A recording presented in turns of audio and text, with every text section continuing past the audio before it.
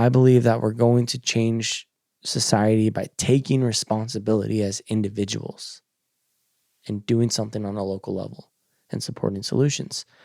We got to stop blaming the church. We got to stop blaming the government. And at this point, we got to stop blaming one another. And if we can start to work with one another to do something on a local level, that's how we're going to. If we have hundreds of thousands and millions of people that are focused on what am I doing right here in my own community, we're going to move the needle.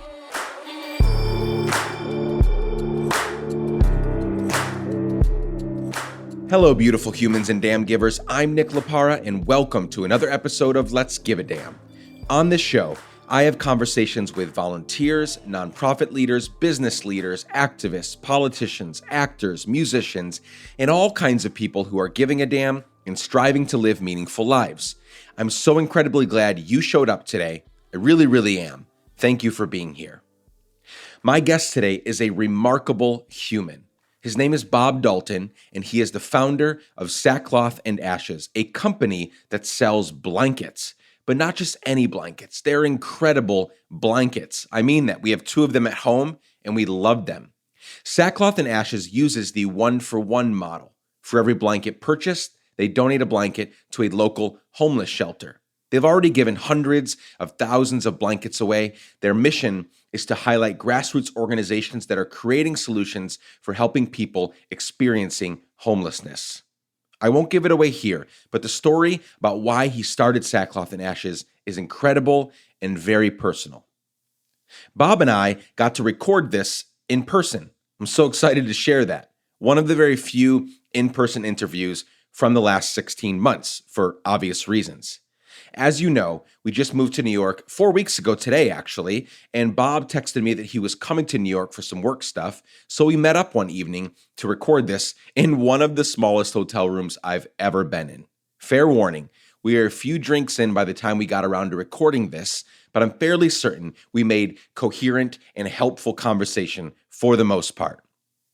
Before we get into this conversation, a quick reminder that you can, anytime and for any reason, email me at hello@letsgiveadamn.com. I love hearing from you.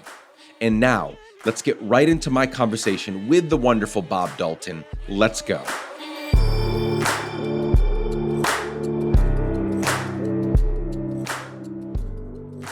I believe everybody has a book inside of them, and here's what I mean by that. Everybody's story is interesting. No matter how boring, white, vanilla you are, your story is interesting because you're a person. You have experiences and you have ups and downs, and I want to hear that story. But so everybody has a book inside of them. But I hear you on when it comes to like inspirational self-help, business books, those types. We're kind of at a day and age where, unless you're a really, really good writer, like Adam Grant, he writes on it's a lot of like self-improvement life stuff. I'll read anything Adam Grant. He's a PhD. He's brilliant. He's fucking brilliant. So brilliant. So when he writes a book, he's a great writer. He's brilliant. Everything in his books, amazing.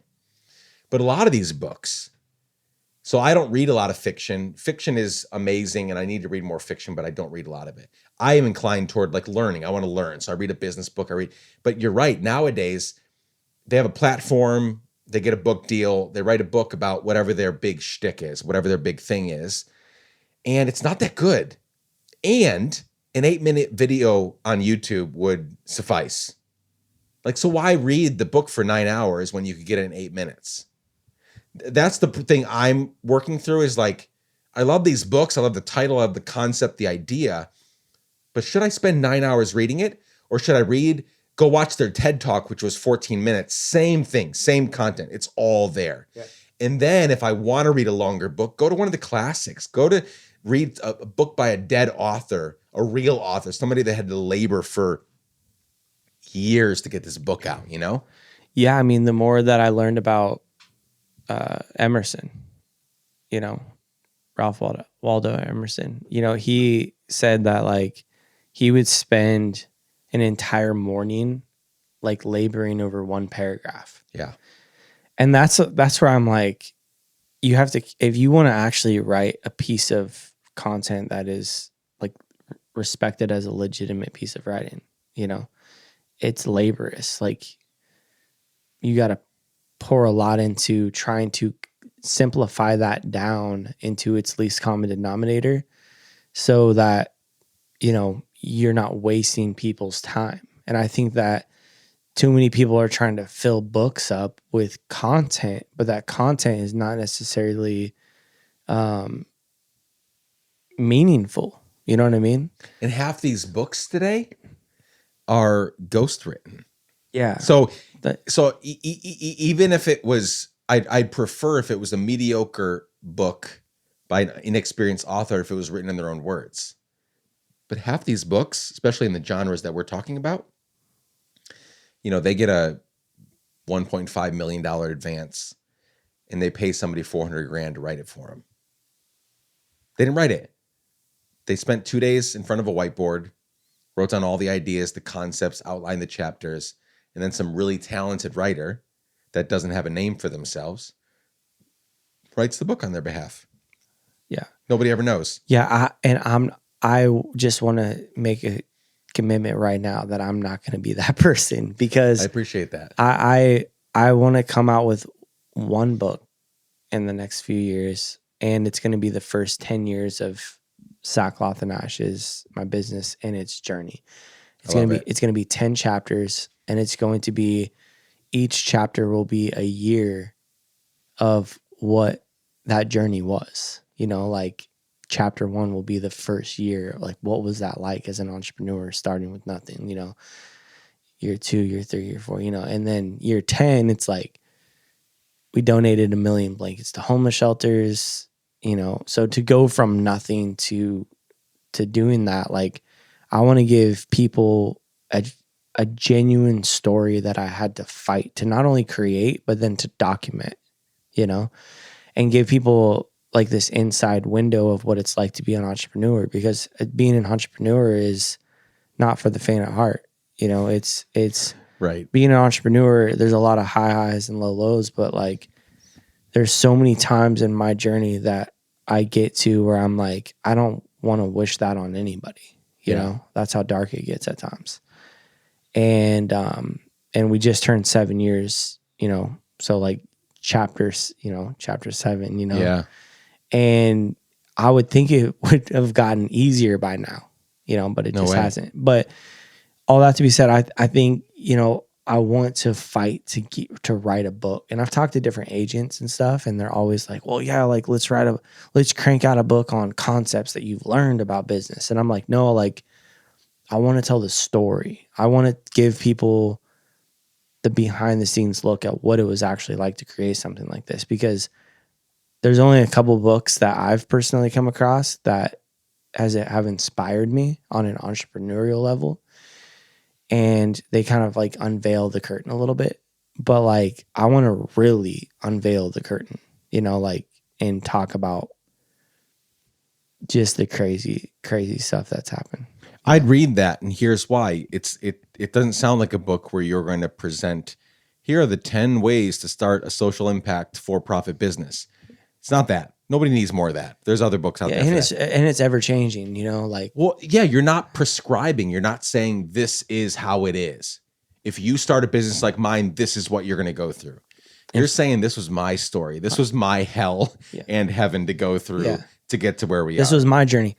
Everybody has their own journey, and it's going to look completely different. They're going to need to do, you know, marketing's rapidly changing, you know, how to start a brand is rapidly changing. Platforms are rapidly changing. How much resources that you start with is drastically different than what I might have started with. So there's so many variables that might end up contributing to what you end up starting and what you end up doing and how it ends up going. But I just want to share my story, because I do think that there's a lot of entrepreneurs out there that would be inspired, especially that are going to be starting something new or wanting to start something new, that are going to read this story and go like, wow, like this has been, somebody actually fought to make this happen, you know, and there's nothing that was necessarily required other than just not giving up throughout the journey, you know? And And I don't personally get to read those stories, and I want to be able to tell my story to where hopefully it does inspire somebody, you know? And it's not necessarily because I think I'm going to be a good writer, but I'm practicing now, getting to the point where I can at least write on my own and I don't have to hire a ghostwriter, you know? Please don't do that. Yeah. I love that. Okay, so we've talked a bit. We've mentioned the words sackcloth and ashes, but a lot of people still don't know what that's about, right? So I want to leave them hanging for a bit. Let's go back to the beginning before we get to what you're doing currently. Let's go back to the beginning, as far back as you want to go. I want to know where you came from. Who are the people, places, and things that have influenced you? Go back as far as you want. Let's start with where you're from. Where are you from? Where do you come from? Yeah, this would be the introduction of the book. Yes. So I grew up in Coos Bay, Oregon. It's a little fisherman town on the Oregon coast. And yeah, I mean, I really enjoyed growing up there, as hard as it was. I grew up without a dad. I had my mom, who was a waitress, working her ass off to pay the bills, raised my sister and I primarily by herself. You know, she'd have different boyfriends and stuff that would live with us, but she primarily raised us. And I was a street kid. You know, I would roam the streets and try to figure out what life was going to be kind of on my own. And I grew to love that. Like, I grew to love, you know, I would walk to school. I would walk everywhere, you know, and I'd have a lot of time to think. And I believe it was those years that helped me develop a really strong mindset and a really strong mind. Like, I got to think and visualize and ask questions and ponder like the meaning of life, you know, and why am I here and what do I want to do and all those kind of things. You know, you have a lot of time to think when you're walking everywhere and you're by yourself most of the time. And so my sophomore year in high school, I started going to an organization called Young Life. And it was this Christian organization gathering, but it didn't feel Christian. It was just like a bunch of your homies went and you had fun. And at the end, this guy would share like 15 minutes about Jesus. Well, what was crazy about that was the guy that would lead Young Life, his name was Todd Tardy. And Todd was the first male figure in my life that casted a vision for who I wanted to be in the world. He was probably mid 30s, early 40s at the time. Shredded, badass dude. Would go to our games, would hang out with us after school. He never felt like he had a religious agenda with us, you know? But he loved God, loved his family, loved his community, loved us. He'd have us over to his house for dinner. He was the guy. These are the examples that I give of how he made an impact on me. He was the guy that would have breakfast with us guys or like Friday mornings. And he would go like, when you walk into a door and there's somebody behind you, you hold the door open for them because you're a servant. You serve people. You love people. And from that moment on, I don't think I've ever walked into a door without looking behind me. He was the first one that sat across from me at a coffee shop and told me, "You're a leader." And he was the first person that gave me an opportunity to speak on a stage in front of people. Very monumental times in my life as a young man who didn't exactly know what I wanted to do in the world, but now I have this glimpse of like who I wanted to be like. And at 19 years old, I moved to the Willamette Valley in Oregon. It's about 3 hours away from where I grew up. And there was no Young Life in that area. And I decided, because Young Life had made such a huge impact on me, I'm going to start Young Life. And so for 5 years, I started Young Life in that area. And that's where I really learned a lot of my entrepreneurial skills. I learned how to build a team, form a committee, you know, lead people on a mission bigger than themselves. We'd go into the high school and build relationships with kids and those are really powerful times in my life. I got to start something out of nothing, you know. And there was many times where I'd be standing under the night sky and be like, God, I have no idea what I'm doing, but I'm willing. You know, I'm just going to move forward, trust that this is what I'm supposed to do. And things started working out. And I got to experience some really, really powerful stuff. And by 24 years old, I was tired of being in the nonprofit world. I spent about 50% of my time fundraising. And so I was like, I want to keep making an impact in the world, but I didn't want to spend a lot of my time asking people for stuff. I wanted to become self-sufficient, you know? And I started applying for jobs and nobody was getting back to me. And at the same time, my mom ended up going through a series of events where she had lost a couple close family members, and she ended up trying to start her life over. And through that process, found herself living on the streets. And with me applying for jobs, nobody's getting back to me, and my mom ended up on the streets, I was trying to figure out what to do. I'm 24 years old, trying to figure out what my purpose is in life. And yeah, and I found myself in a really unique place in my life that ended up changing the trajectory of what I'm doing. Yeah, totally. Before we get to Sackcloth and Ashes and that like huge pivot in your life, do you ever keep up with Todd? Do you know where Todd is? I mean, that was what, like 15 years ago? 20 years ago? Yeah, so Todd is still in Coos Bay, building relationships with kids. It's amazing. I love that. He dedicated his whole life. And his son, Jordan, I basically grew up with him. I was like a senior when he was a sophomore. You know, I drove him to his freshman prom and stuff.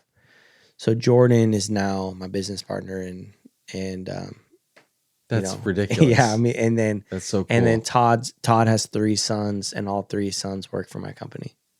Stop. Yeah, so we're like Todd changed your life. Yeah, Todd changed my life, and now I get to be a part of just being a part of his family and building off of what he's built, you know. And he knows how much of an impact that he's made on me. And when I was in Young Life is this global organization, right? And Todd, I always wondered, like, Todd is a legend in my book. And I knew I was biased, but I was also like, no, Todd is unique. Like, I've seen other Young Life areas. I've seen other leaders in my life, and up to, you know, up till 30, really. Up till 30 years old, I was like, damn, Todd is a legend, you know? Like, who commits themselves to one mission for a long period of time and making that much of an impact, specifically in the lives of kids? You know, that's a hard thing to commit to. Yeah. And I was a result of that. And so I knew the power of what Todd was doing, and the fact that Todd's still doing that is so crazy. Well, I ended up getting reached out to by the Young Life like global team, and they asked me to speak at their Young Life all staff conference that they only do every 4 years at Disney World Resort. And it's where every Young Life staff gets together and you know, they have this powerful conference. And they asked me to give a message and participate in the event.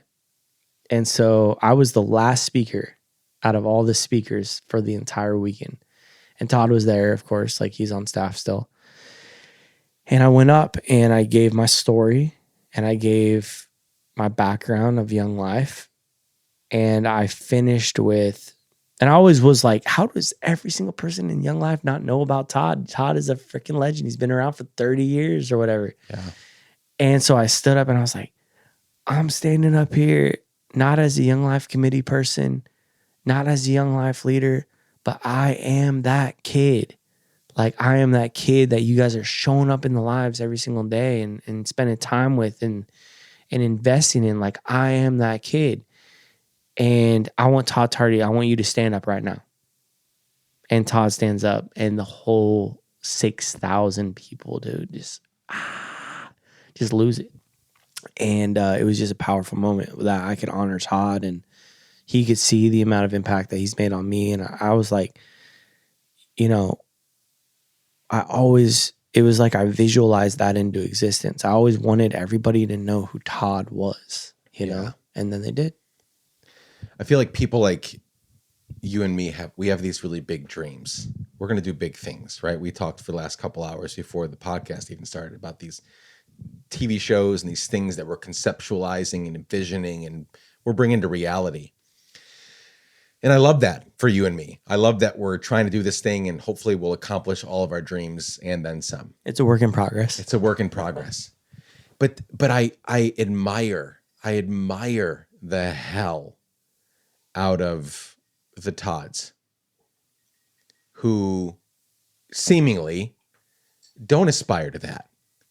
They aspire to be in one place, Coos Bay, Oregon, like middle of nowhere, just impacting lives, just being there, just showing up day after day. Coffee shops, meals. That's a huge part of giving a damn is like, maybe you have these big aspirations. Maybe you want to build these huge organizations and do a TV show and this and that and the other. Or maybe you don't care that no one ever knows who you are except the 10, 15, 20 people that you pour yourself into each and every day, week, month, year. Yeah, like who's in front of you, you know, and that's the way Todd lives, like to almost a point where it could offend you if you don't know Todd, because he'll invest into you for 4 years straight. And then when you leave Coos Bay, you won't get a call from him. And you feel bummed about it. Like you're like, what, man, I can't believe like Todd made such a intentional impact on me. You know, Todd doesn't reach out. You move on. You grow up. You're a man now, right? Todd is now investing into the people that's right in front of him again. And like shifts his focus. And he's just serving consistently his community and the kids. And he's investing into the kids. And I don't think there's a better investment because kids are the future, you know? I can honestly say I'm not doing what I'm doing now if it wasn't for Todd Tardy. I really, truly believe that. And he knows that. And I've shared that with him. And Jordan feels the same way. My business partner, his son, you know? Todd made an impact on him. And now we get to do the work we're doing, you know, together with, you know, because of Todd. I think it's super important for us to, no matter what circumstance we're in, no matter what our background is, future is, to really spend time assessing and recognizing and showing gratitude for and telling them about it as well. Not just showing gratitude in our personal space, but telling them about it. The people that have made us who we are. One of my least favorite things in the world is this idea of self-made anything. Anything. No matter what you've built, you didn't self-make it. There were 1,000 people, 100 people, whatever the number is. There were lots of people that did X, Y, or Z for you. They're the reason you're doing what you're doing today. Sure, you still have this unique gift and skill set that is allowing you to run a really incredible business and, you know, create this new video content that you're working, all that stuff. Totally, that's you. That's you and your vision. But who are the 100 people besides Todd that we got to recognize that? And it's not a bad thing to do that. It's not a bad thing to look and say, who's the room full of people that helped me be who I am today?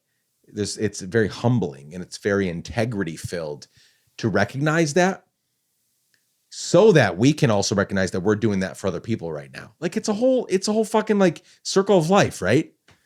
Yeah, I mean, every Father's Day, I text or call 3 men. You know, and my father, he had passed away when I was 19, but you know, on Father's Day now, I'm hitting up the Todds, you know, and there's 3 specific people that have really made an impact on me from a father standpoint, you know, men that I've looked up to that I'm like, man, like they're doing some incredible work in the world, you know, and that's what helps drive me, you know, and help give, just at least at minimum, cast a vision for me, you know, because when when you're a young guy and you're hungry and you're looking for people to be inspired by and you know, kind of feed off of, you know, and you know, it's not typically the celebrity or the big name that really I look back on my life and be like, yeah, they made a really big impact on me. It was the men that were just simply in my life and doing life with me and had the ability to call me out on my shit. And that those were the moments where I was like, man, like those are the moments that cut deep. And helped me mature into a man, you know, is the men who had the ability to call me out. Yeah. So no one is getting back to you about a job. Your mom is homeless.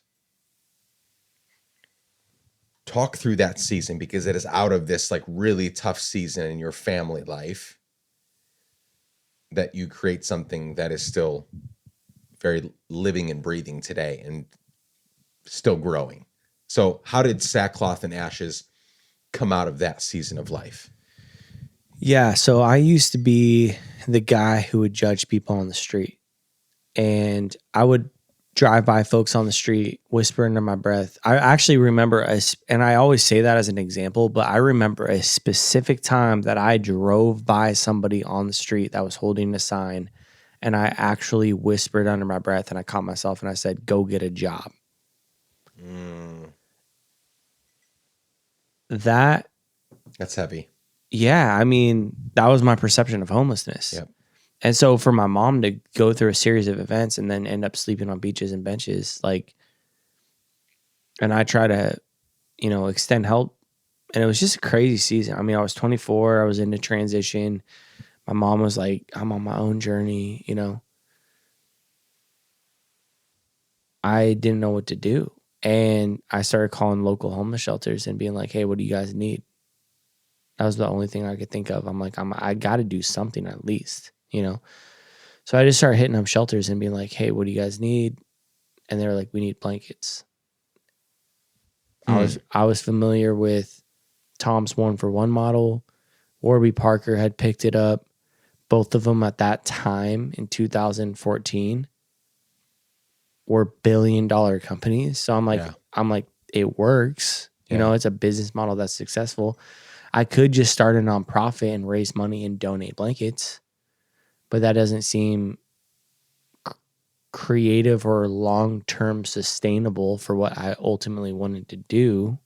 You know, I'd rather invite people into it. Yeah. And so I was like, all right, I'm going to start a blanket company. And for every blanket I sell, I'm going to donate a blanket to that person's local homeless shelter. And I wanted to make the 1-for-1 model unique in that when you buy Tom's shoes or Warby Parker or whatever, I don't know where those second pair of glasses or shoes go to. And maybe I haven't watched enough videos, but it's not easy to find. That's for sure. Yeah. I've done the research. It should be easier to figure out where that second pair of whatever is going. And it doesn't, you know, and it not to specifically who the person is or anything like that, but just more of like, I don't like, it's good. And the model was awesome. Tom's provided, I mean, I still hear companies, nonprofits that are receiving, you know, shoes and stuff like that. I mean, they did incredible work in that season and still are. They shifted their model away from the 1-for-1, but they're still doing really good work, giving money to grassroots organizations. I don't exactly know what Warby Parker is doing, but I just knew homelessness around the United States was like, it's everywhere. You know, there's homeless shelters everywhere. So I was like, you and I are in New York City right now, where I live and you're visiting. Mm-hmm. I mean, you can't walk 20 feet without running into someone that is houseless, that doesn't have a home. It's everywhere. Yeah. So it's in our backyard, you know, and that was kind of my thought process when I was starting a 1-for-1 business. I was like, what if I sold a blanket and then I donated a blanket to that person's local homeless shelter? And I really localized the 1-for-1 model and gave you as a buyer an opportunity to make a difference down the street from where you live. So I started doing research and like found 500 plus homeless shelters in the United States that reached most of the population that I would sell to. And from that point on, drove down to Joann's Fabric and bought a sewing machine and a roll of fabric and tried to learn how to sew and realized I'm horrible at sewing. Found Tammy in my community. Tammy was this local seamstress who would, was like mending dresses and jeans, but she knew how to sew. And I said, hey, Tammy, I don't know how to sew. I'm trying to start a blanket company.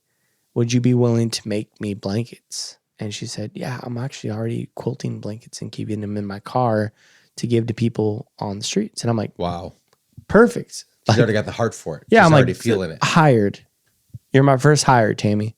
So Tammy started making me blankets, boxed them up, put them in my trunk, started driving up and down the Oregon coast, walking into shops.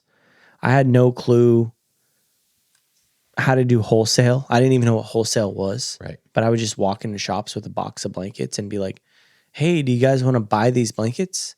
And for every blanket you buy, I'm going to donate a blanket to your local homeless shelter out of my trunk. And like the looks that people would give me are like, are you serious? This person's crazy. And I got into about 1 out of every 10 to 20 shops. Somebody felt bad for me enough to buy blankets. So these blankets are, let's go from present day backward. They're super high quality. You gave me one and we have another one. So we have 2 that we keep on our couch. Yeah. They're the most comfortable blankets. Were they always that way? What was the first, what was V1 of the blankets? Were they like they are today? No. Or how did it start out? Like, what did they look like? What did they feel like? Yeah, literally V1 was black fleece fabric from Joann's Fabric. Just straight black. That was it, dude. Like the first blanket ever made, I made kind of like I have it. It's like strings coming off it and shit. But like, you still have the very first one? I have the very first one. That's amazing. Yeah. But what was unique about the blankets was the logos. That's what was unique.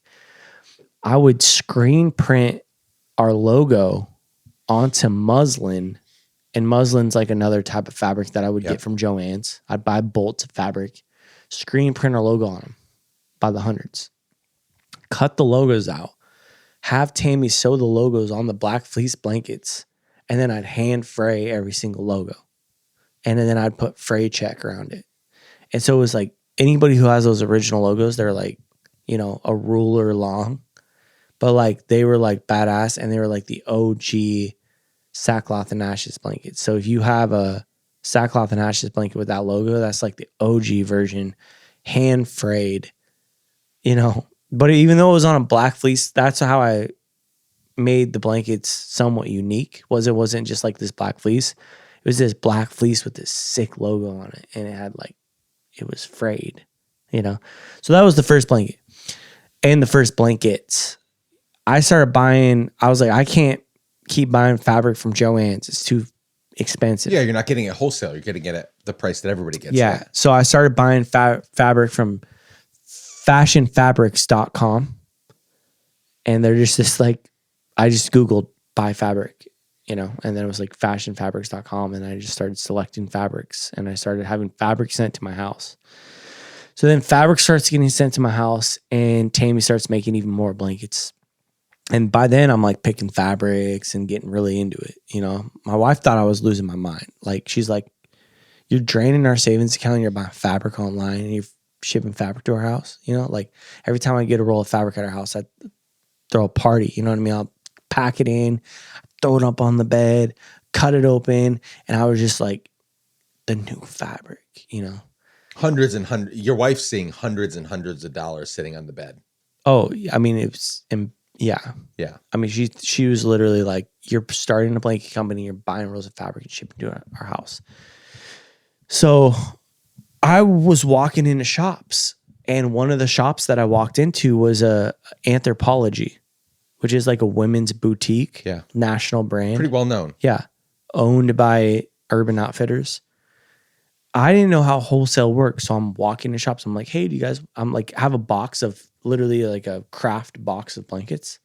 I'm like, hey, do you guys want to buy blankets? And they're like, That's not how it works. yeah. They're like, you're weird, you know? I'm like, okay, well, here's my card. Make sure it gets to the manager. For every blanket that I sell, I donate a blanket to a homeless shelter. I get an email 30 days after I launched my website. I launched my first website June 1st, 2014, sackclothandashes.com. And so 24 is when you couldn't find work. Your mom's homeless. How old are you now? 25, 26? Yep. Yeah. No, I mean, yeah, like 24, 25. Yeah. You know, like this is fresh. Yeah. I walk in her Anthro. I get an email 30 days into launching my website from Anthropology. And they're like, we want 8,000 blankets. Shit. And I'm like, I don't have 8,000. I like call Tammy up. Tammy, how many blankets do we got? She's like, we got 80. You know what I mean? I'm like, Tammy, I need you to sew as fast. You need to step it up, Tammy. Yeah. Tammy, sew more, you know? And every time I'd go to her house, you know, she'd be watching like Days of Our Lives and, you know. It's just you and Tammy at this point. Yeah.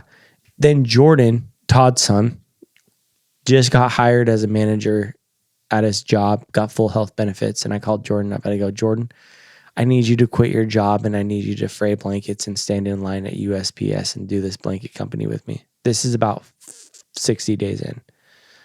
So Jordan quits his job on the dime and just comes and joins me. I love this. And just starts grinding. Like Jordan's the hardest working person I know. Like full grinding, fraying blankets till wee hours of the night. Standing in line, handwriting shipping labels, shipping blankets out. So that took a lot of pressure off me because I was doing that. And so Jordan takes over all of the operations. And Tammy starts making blankets. We get an order from Anthropology for 8,000. We were able to make about 800. And we're like, wow, damn, proof of concept, you know? Like, that's a big deal. Like, our blankets literally showed up on Anthropology's website and social media. They pay you up front? Or how did that work? I don't even remember. I just remember just being like, damn, like Anthropology wants our blankets. 8,000 blankets. Yeah. So like there's potential here. So then I speak at a small little conference of about 200 people in November of 2014. This is 5 months into it. And I just gave my normal story, you know, starting a blanket company, my mom was on the streets, I'm donating a blanket to a homeless shelter, whatever. I got a booth in the back. If you guys want to buy a blanket from me, come get a blanket, you know. I go to the booth waiting for people to show up. First guy that shows up, he goes, hey man, love what you're doing. Here's my card. I'm the head of North America for Instagram. And I'm like, I don't give a shit. I'd take his card, pocket it, lose it. I'm selling a blanket. You know what I mean? I'm like, oh my God, I'm making a sale. So I sell a blanket. Stoked about it. Maybe sell a couple more. A couple weeks later, I get an email from him. Hey, Bob, this is Jeffrey from Instagram. Your blanket has a special place on my couch. I pitched your story to our team. I think we're going to get you featured on Instagram's Instagram account. And I'm like, I didn't even know what that meant. I called my buddy Cody up. Yo, man, what's up? Like, this is early days. Yeah, it's like bottom of the wave, you know? I'm like, yo, dude, I think Instagram just hit me up and they're like wanting to feed posts about us on their Instagram account to 42 million people. And he's like, you need to get back to them right now. Like, hang up the phone and get back to them. So I emailed Jeffrey back and I go, Jeffrey, thank you so much for this opportunity. You know, me and my team, me being Jordan and Tammy. My huge team, my massive team. Yeah, I talked with my team and I have got their advice on this opportunity on whether or not the board has voted that we should approve of this. And we have agreed. And we were just wondering how long until you post about us to 42 million people. And they're like, we're gonna post about you tomorrow, and it's the day before Black Friday. So our story went out to 42 million people. I remember the moment where I was at, like they post about us and like I'm refreshing my account and I'm getting like 100 followers, 100 followers, 100 followers, 100 followers for like hours. And people from around the world would message us and say like, we love the work you're doing. And there was no influencers at the time. There was just random photographers who had hundreds of thousands of followers. A lot of them thinking that they were really cool, but they just whatever. But they would reach out to us and be like, hey, we want to work with Sackcloth, you know? And I was like, wow, this is amazing. And I'm starting to see the power of social media. I'm like, oh my God, we're selling out of blankets, you know?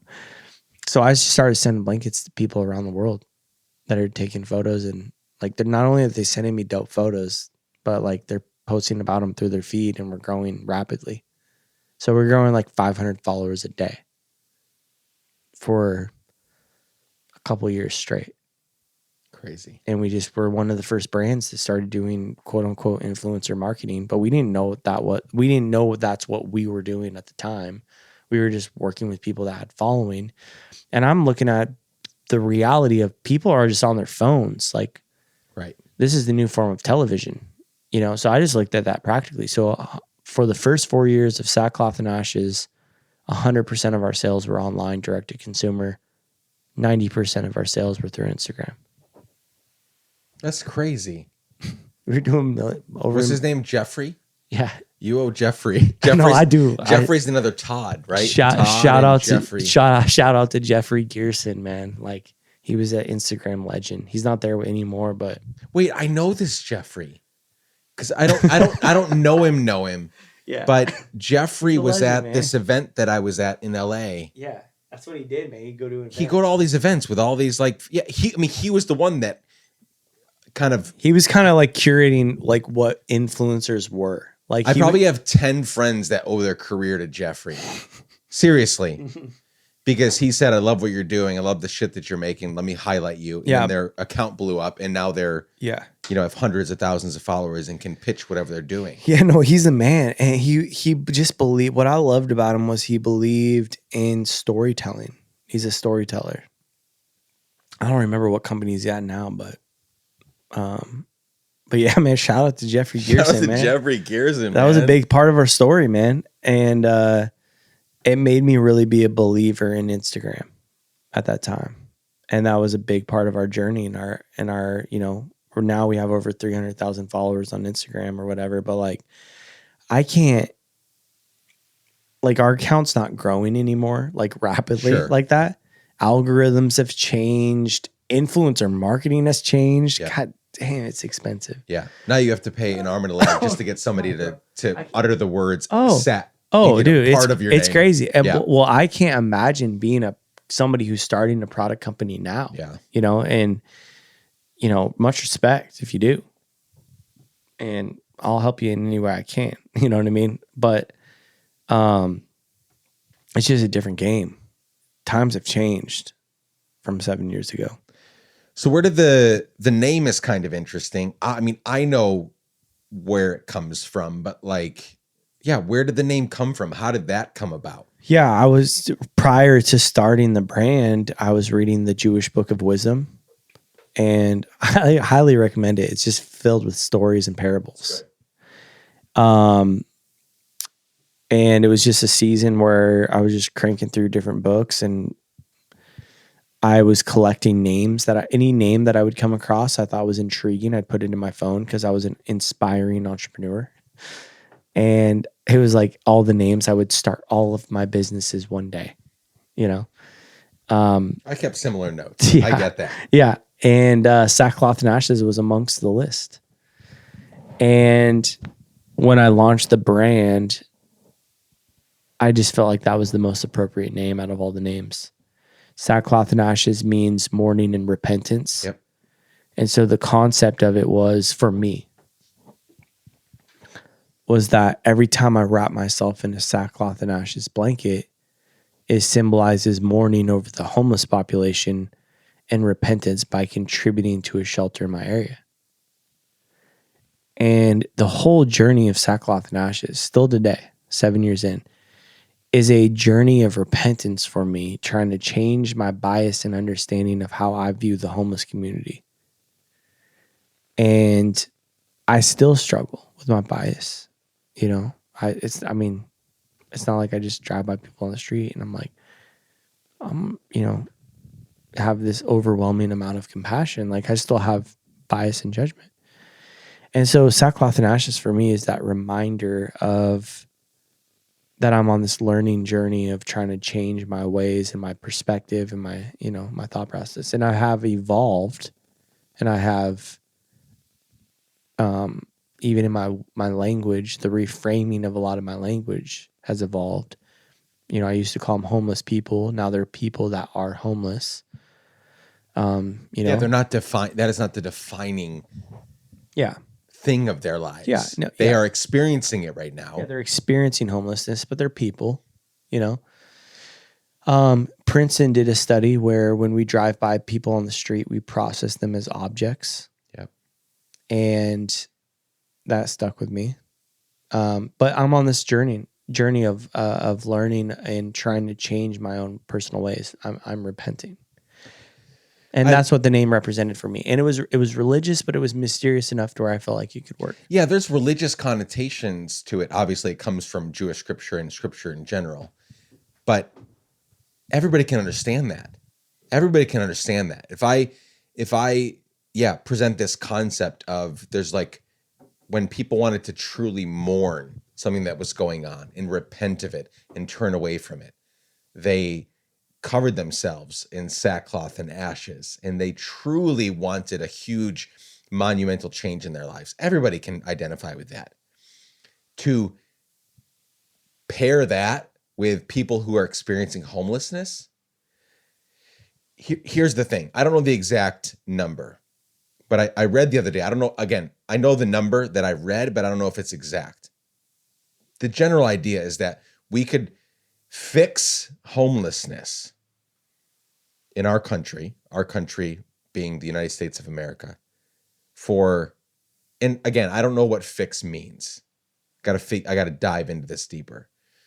But it's some pretty low figure, like $25 billion, and we could eradicate homelessness in the US. The fact that there are hundreds of billionaires in the US, some that are worth hundreds of billions of dollars, some that I don't have to name because people already know who they are, that are in a race to get to Mars, right? We're trying to race to get off the planet when we haven't fixed the one we live on. That is something worth repenting of.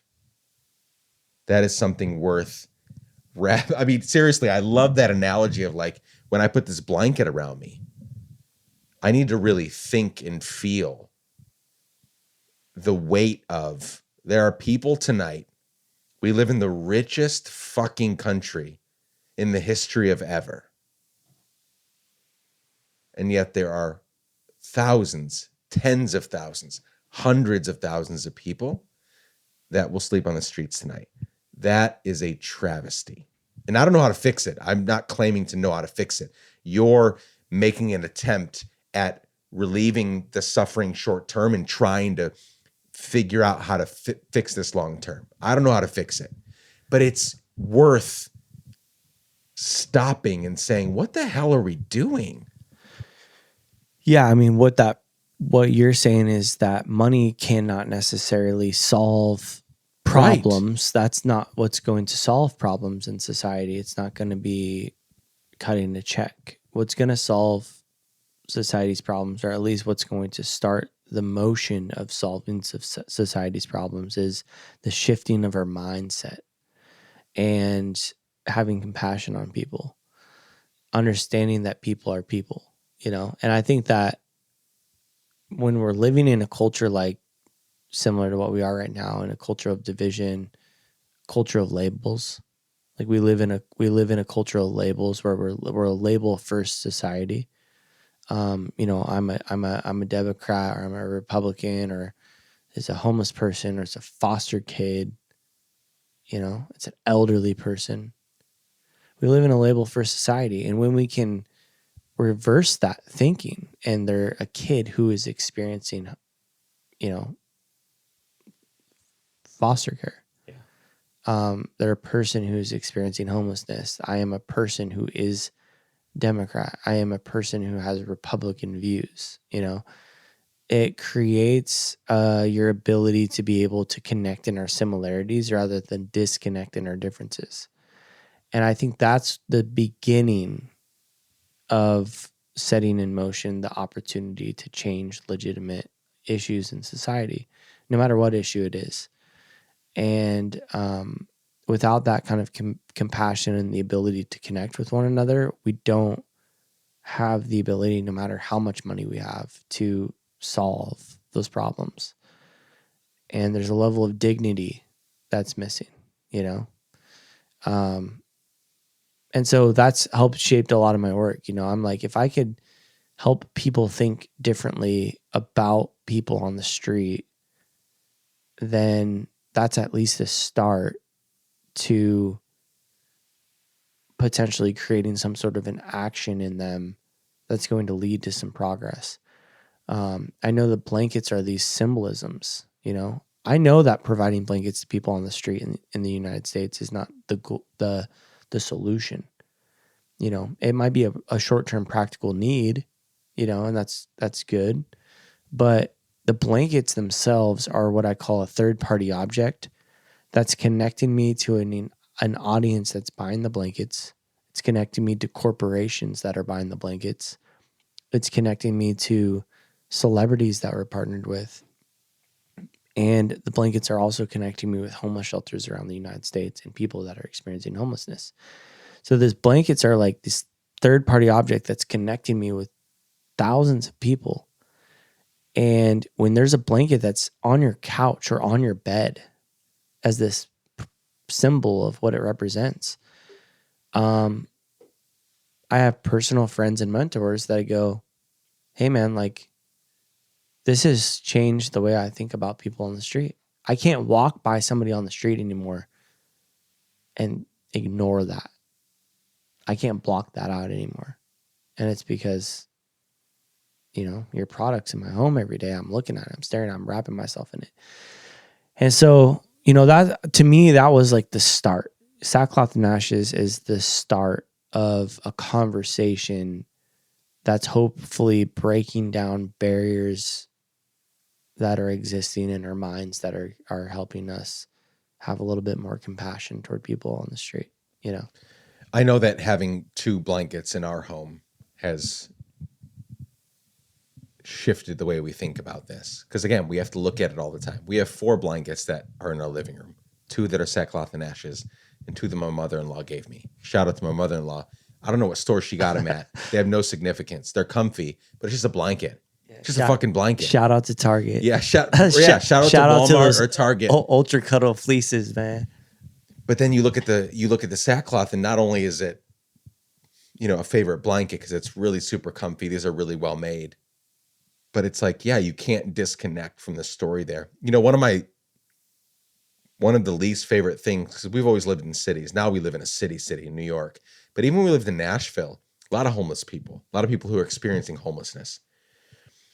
And one of my least favorite things about the pandemic, other than worldwide catastrophe and so many horrible deaths and all of that stuff, one of my least favorite things was having to wear a mask around people who are experiencing homelessness.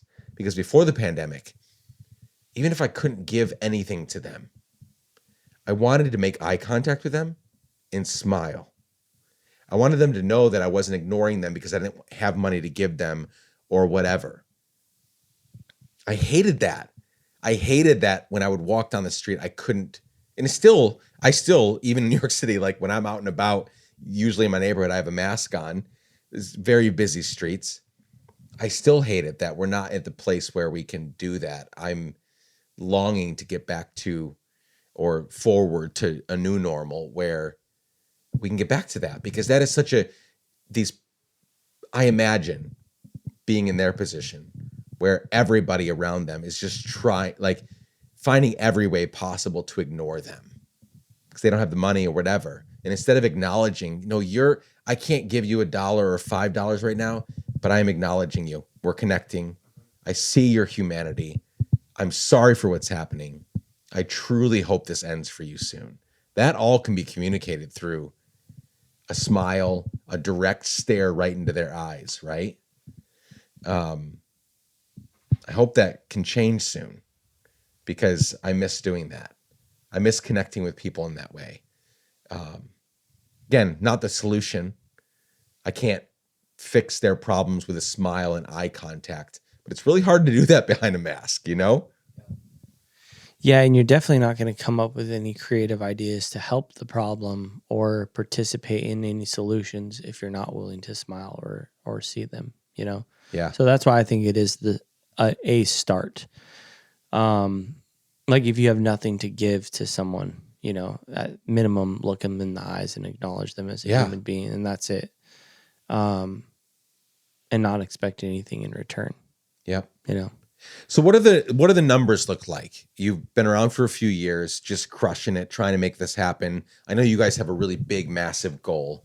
So what is that goal? Where are you at in that goal? And what are sort of the what are the plans? What are the dreams for making that happen? Yeah, so in 2018, we launched our first major campaign called Blanket the United States, and our goal is to donate 1 million blankets to shelters by 2024. That opened up the door for us to work with companies that want to give blankets as gifts to employees or customers. And right out the gate, we partnered with Subaru in Oregon, and they bought 2,500 blankets. And for every Subaru they sold, they give a blanket as a gift. And we donated 2,500 blankets to shelters in Oregon. Then a company bought 5,000. Then a company buys 10,000. You know, Amazing. so now you have companies all around the U.S. that are buying blankets by the thousands that are giving as gifts to employees or customers. We, in the month of April 2021, we locked in 3 new national partnerships. One of them is with KB Home. They're a national home builder.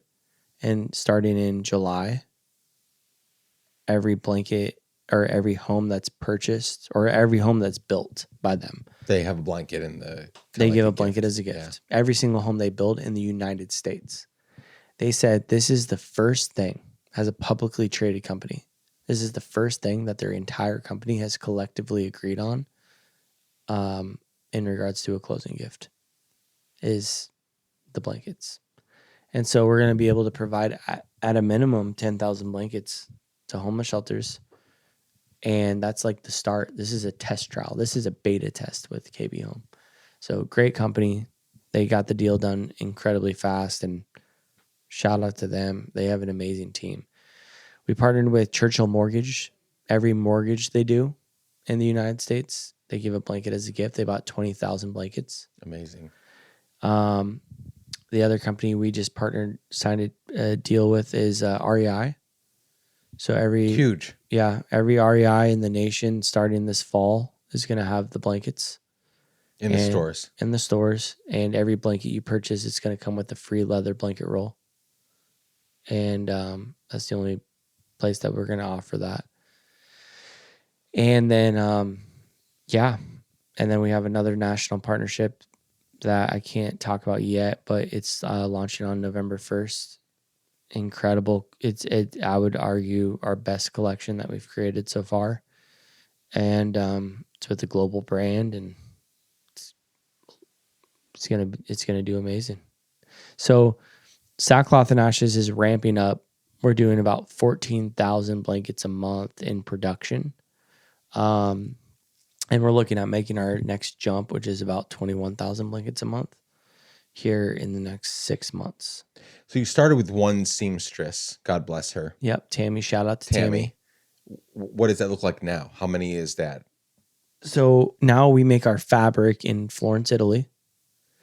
I found a great manufacturer over there. Florence, Italy, actually, at one point, they made 80% of the fabric in the world. And weird. Why is that? Just a part of the world. Yeah, I mean, they were just big time. Is it wool? What is? It's a wool blend. Yeah. And they made 80% of the fabric in the world, and their slogan was, "We put the shirt on your back." At one point, over the years, China started taking a lot of their business, and so now they have like these awesome giant factories and jacquard looms they're ready to rock. So I went over there a couple years ago and I told them, we're going to be the Nike of blankets, and I need you to be making 100,000 blankets a month, or I need you to at least work up.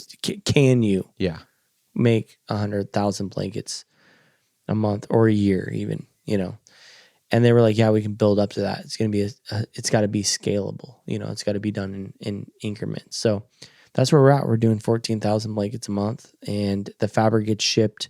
The fabric's made from 100% recycled material. So literally t-shirts and sweatshirts get put into a grinder, grinded up, and then turned into yarn. And then the yarn gets made, our blankets are made out of that yarn. So like it's pretty fascinating process. We're going to film it in its entirety in September of this year. We're going to go over to Italy and film our entire back end of the process so people can see every single, every part of our entire process of making the blanket and shipping the blanket and donating the blanket. Like, we believe everything matters. And so we'll film that. The fabric gets shipped to our production hub in Oregon, and that's where we produce the blankets. We cut the blankets, sew the blankets, sew in the labels, everything. We hire refugees to do a lot of the sewing. So we work with an incredible refugee program where we're going to be hiring more and more refugees that are some of our best team members. I mean, they're making this thing happen, and we have a beautiful facility in Oregon, do all of our fulfillment in-house, and consistently striving to be a very efficient company and have our customers in mind. We want to do what's right at the end of the day. In the next 5 years, I want to buy Pendleton's mills. And I think that just like other companies in the United States that have been making fabric, they're going to be starting to move more and more production overseas. Yeah. If you go into any Pendleton store, most of their products are made in other countries. And so I would like to be in a position within the next 5 years to buy their mills in Oregon. I love it. I love it so much. So let's wind down with this. I could talk to you all night about this stuff, but it's late. We're a few drinks in. Something that I loved about our conversation earlier over drinks was you said this thing that I want to bring up, and let's talk about this because I sense this in your spirit. Like, your spirit is super. It's very aligned with mine, but also like very different. And I've learned a lot from you even over the last few hours. You said a couple hours ago, like, we need some version of, we shouldn't be striving to be right. We should strive to do the right thing. Those are so vastly different, but we're all trying to be right. We all want to be right. Mostly because most of our battles now are fought on social media and not in real life, because it's not to say that it couldn't happen here, you and me in the same hotel room, but it's so much harder to do that here because I can see you, I see your body language, you're not defensive, we're just chilling, right? But on social media, I can't see any of that, and I'm just like, fuck you, Bob, you're wrong, this, that, I'm right, here's my data, here's my study. But where does that get us? When you said we shouldn't strive to be right, we should strive to do right, do the right thing, I gave you the like what Let's Give a Damn is aspiring to do, which is to build fewer walls, longer bridges, bigger tables. Mm-hmm.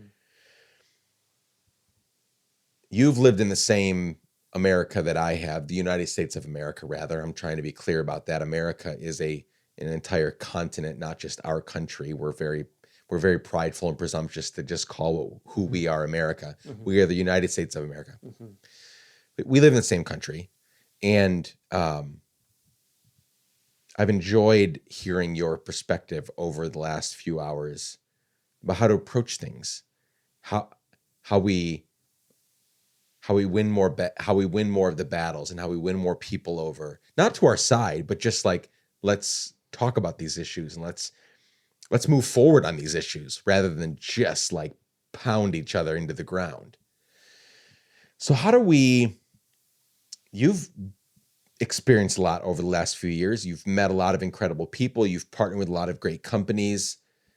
We've had a really tumultuous 5 years for obvious reasons, politically, societally, culturally. It's been a complete and utter shit show. It's been really hard.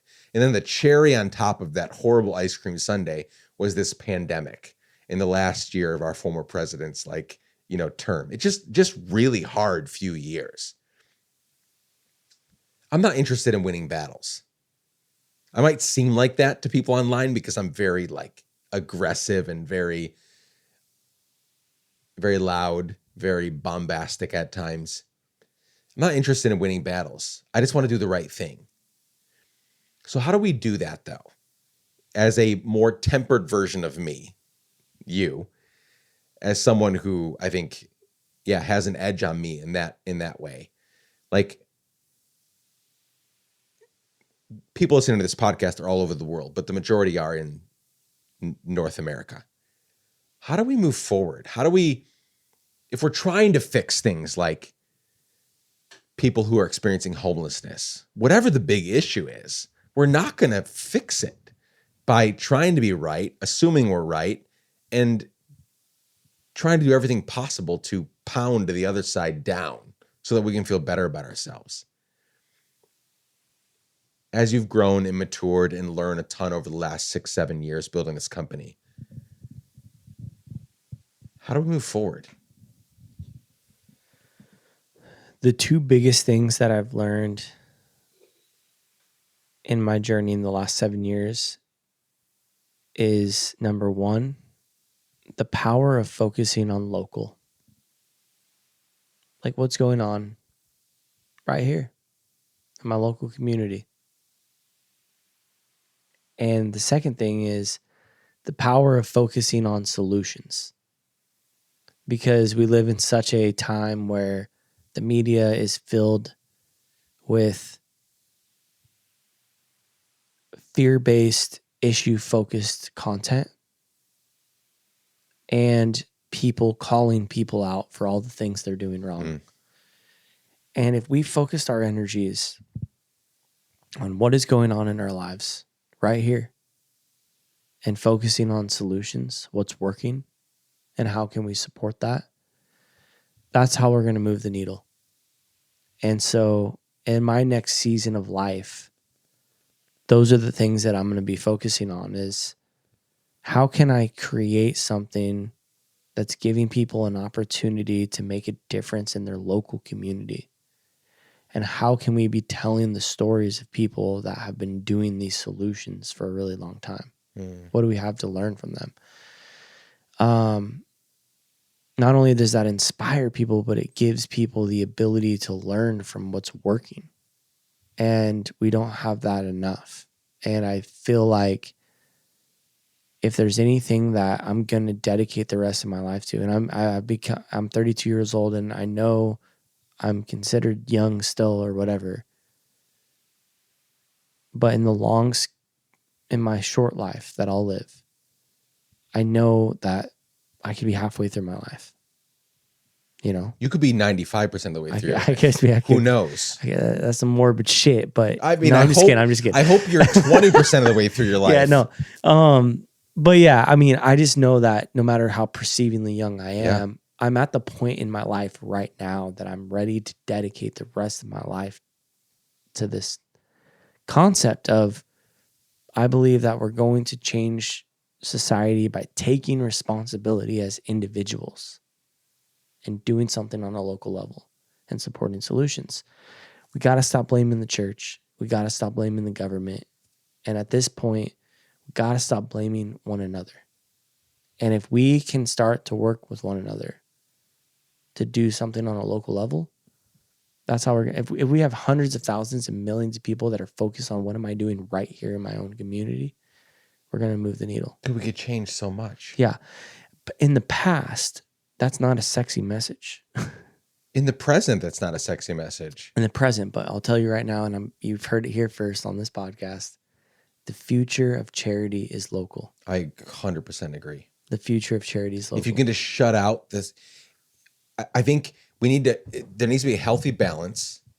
We need to know what's going on in the world, but we have to know when to let that go. Things that we can never change, because we're getting upset and we're getting bitter and we're getting so fucking worked up over things that we'll never be able to change when shit's happening within like 100 feet of where we're sitting right now that we could actually change, and we don't because we're worried about what's happening halfway across the world. Yeah. You know when you look into your life and you consider who the world changers are, and I look into my life and I consider who the world changers are, I think we just come full circle in this entire conversation and we say, it's the Todd Tardys. It's the Todds.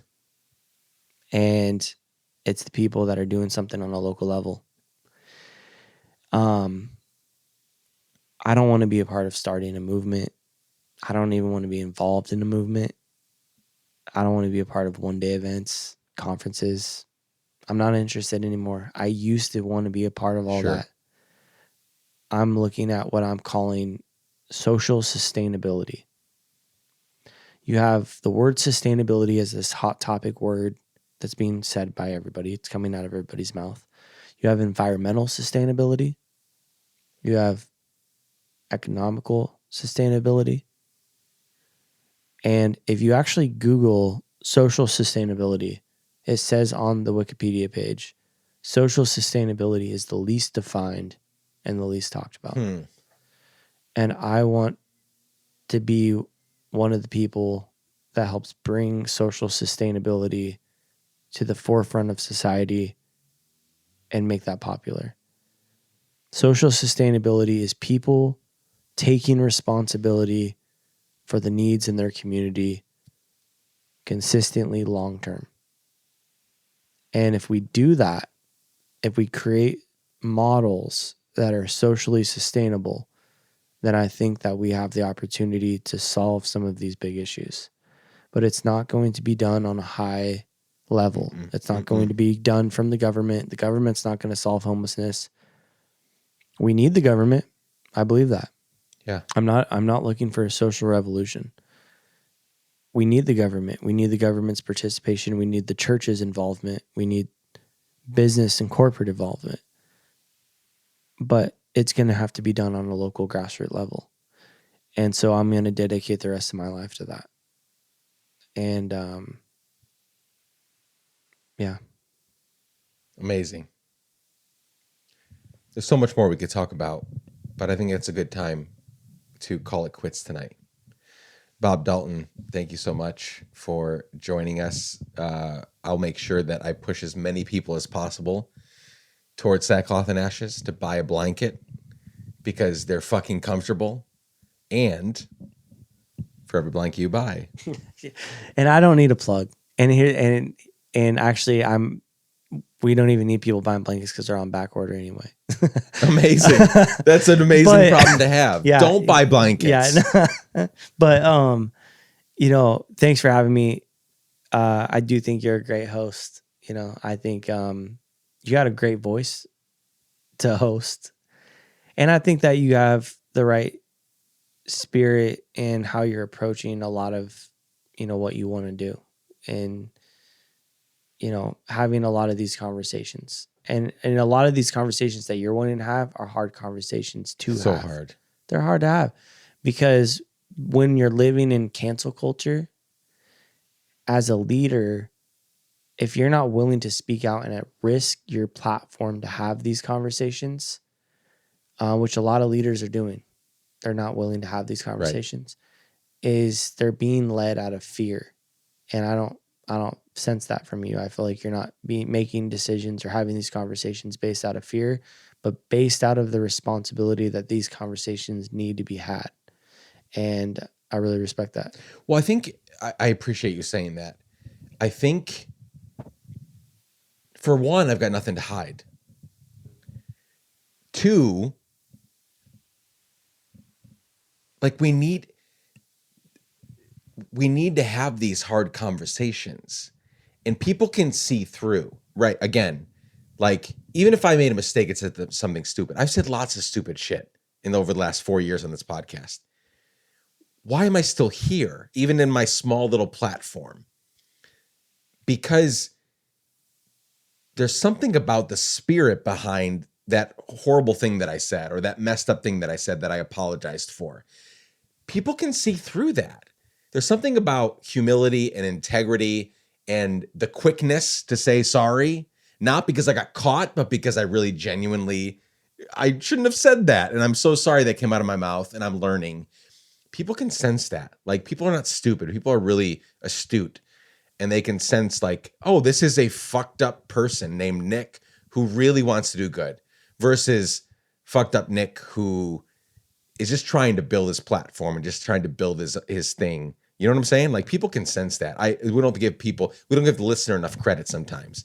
So I appreciate you saying that. And I don't know, in my Twitter bio, the first thing that it says is, I don't know what I'm doing. I think I'm going to keep that in all of my bios forever, because it's just true. Like, people see the Let's Give a Damn thing and they're like, oh, it's so put together. It's so this. And then they see Sackcloth and Ashes and like, oh my God, this like international brand, and it's so cool, right? We don't know what we're doing, do we? Like, well, we don't know. I don't want to I don't want to discredit that we're like just completely dumb people. 100%. And I want to say like I think what you're saying, and what I want to affirm to anyone who wants to start an idea or do something, is that my favorite artist that I actually learned about him from Parts Unknown is Ralph Steadman. And what Ralph Steadman would do is he would throw paint at a canvas, and he never knew what he was going to create. Yeah. He would throw paint. It would just evolve. Yeah. And he, after 4 splats, he'd look at it and go, that's a horse. And he'd take a pencil and he would draw it out. And that's how I describe the entrepreneur journey, or what we're doing or starting anything new. Like, if you have a new idea and you want to do it, don't get discouraged because it's not necessarily turning out the way you originally thought.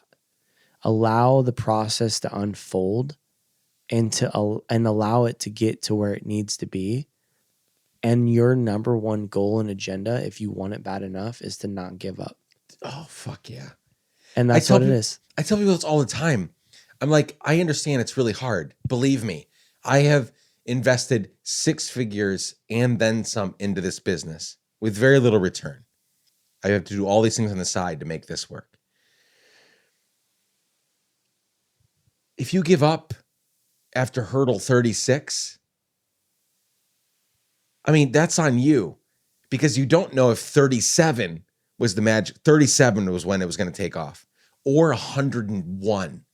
We don't know. We're not privy to that universal information as to when our thing is going to finally begin working. And even when it's working, it's really not working, right? But things get a little easier. We don't know that information. But you can't give up. If you really believe this is part of who you are in your life's work, you give up, and that's on you, because something really, you're depriving the world of whatever goodness you could have created because you just couldn't stick it out long enough. Yeah, I mean, I feel like if you have the opportunity to do something, or you're inspired to do something, you have the opportunity to go and do it and then learn from what you've experienced. Like, I've actually have just as many, if not more, lessons in year 1 of Sackcloth and Ashes. And it felt magical. And every single thing that we did felt crazy. There was a moment where Jordan was carrying a box of blankets upstairs and with me to this event that I was speaking at, to maybe 30 people, and we were carrying these boxes of blankets up these stairs, and he looks at me and he goes, hey, soon we're going to be unloading semis filled with blankets. And I swear to you, 8-9 months later, when we were unloading our first semi, I looked at them and I was like, holy shit, we just believed this into existence. Yeah. And I think that if you give up on whatever that idea is in your life, you don't get to experience that, you know? And it wasn't about us succeeding. It was like, because technically definitely weren't successful just because we were unloading a semi-full of blankets. It actually looked like we were smuggling cocaine from Mexico. But the whole point of it was just like, it was building something in us that, like, I tell people even today that if sackcloth went away tomorrow, after 7 years, I'll be fine, because sackcloth gave me so much experience. Yeah. It gave me an unbelievable network, and I can go off and do amazing things. The only thing I would be sad about if sackcloth stopped tomorrow is for all the people I get to work with. You know, I don't know what they would do, and I'm sure everybody will be fine, but that's what I live with. I don't look at sackcloth and ashes as like my baby, you know, as people describe your business or whatever, like it's your child or whatever. Like, no, I don't have that emotional connection to it. I'm thankful for the journey that it's been. And if it ends up being a different journey tomorrow, or the same journey with a different name, then so be it. You know what I mean? I didn't set out to be an entrepreneur. You know, I was more of an activist, or somebody who wanted to make a difference in the world, and I happened to learn business, you know? And this whole journey has been a journey of lessons, and that's it. You know, some of these ideas within sackcloth have worked and some of them haven't. But it doesn't matter the name of it. It's you putting yourself out there over and over and over again, you know? Like it could be Let's Give a Damn, and it could be named something else tomorrow. And it doesn't matter. It's not a failure of Let's Give a Damn. It's, are you still going to move forward in the lessons that you learned and that are carrying on to something else? Yeah. You know? So the goal is just to not give up, you know? It's a good way to end. Thanks, Bob. This was great. Yeah, man.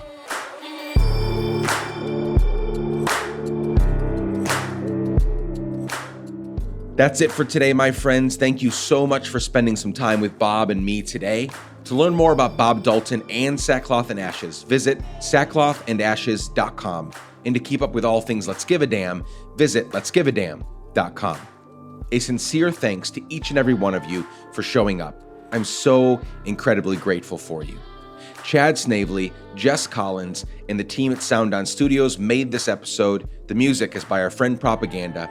You can reach out anytime and for any reason at hello@letsgiveadamn.com. I love you all. Be safe. Keep giving a damn. Bye for now.